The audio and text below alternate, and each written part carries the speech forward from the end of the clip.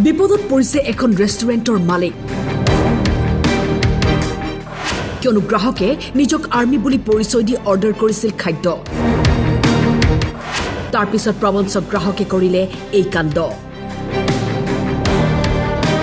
food জাংচনৰ সহজ সৰল সত্তাধিকাৰী অজন্ত কলিতাৰ একাউণ্টৰ পৰা প্ৰবঞ্চকে লুটিলে ধন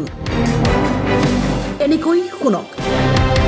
প্ৰবঞ্চক বিক্ৰম কুমাৰে ৰেষ্টুৰেণ্টখনৰ পৰা অৰ্ডাৰ কৰিছিল খাদ্য বিল হ'ল 2200 টকা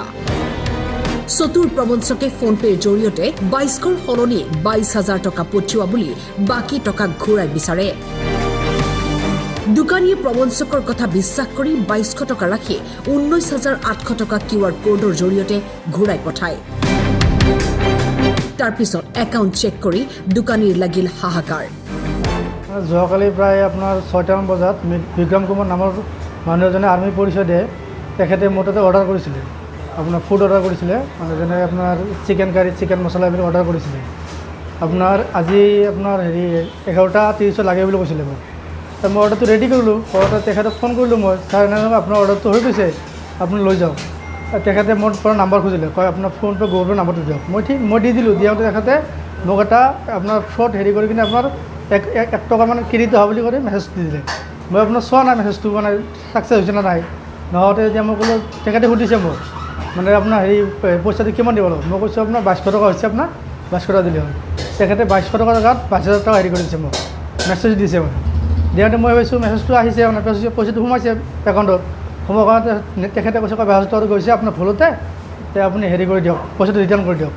মই বেংকৰ ষ্টেটমেণ্ট ওচৰকৈ তেখেতক ৰিটাৰ্ণ কৰি দিলোঁ দিয়াওঁতে তেখেতে কয়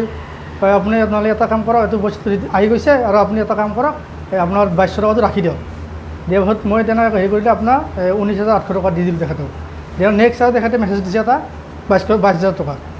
এতিয়া আৰু কৈ আছে মানে 22000 টকাটো ৰিটাৰ্ণ কৰি দিয়ে আৰু এবাৰ কৈছে এতিয়া মোৰতো একাউণ্টত মাৰিলোঁ তেখেতক 22000 টকাটো তাৰ একাউণ্টত পইচা নাই মোৰ তেতিয়া মোৰ সন্দেহ হৈ গ'ল মানে এইটো কি হ'ল তেখেতক মই ক'লোঁ ছাৰ এনেকুৱা আপোনাৰ পইচাটো অহা নাই মোৰ পৰাই গৈছে বা এইটো পইচাটো নিদিলে তোমাৰ আৰু নেক্সট হ'ব তোমাৰ এইটো তোমাৰ একাউণ্টত পইচা কাটি থাকিব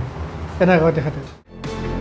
উপায়হীন ৰেষ্টুৰেণ্টৰ সত্তাধিকাৰীয়ে গৰৈমাৰী আৰক্ষীৰ সহযোগত ক্ৰাইম ব্ৰাঞ্চত দাখিল কৰে অভিযোগ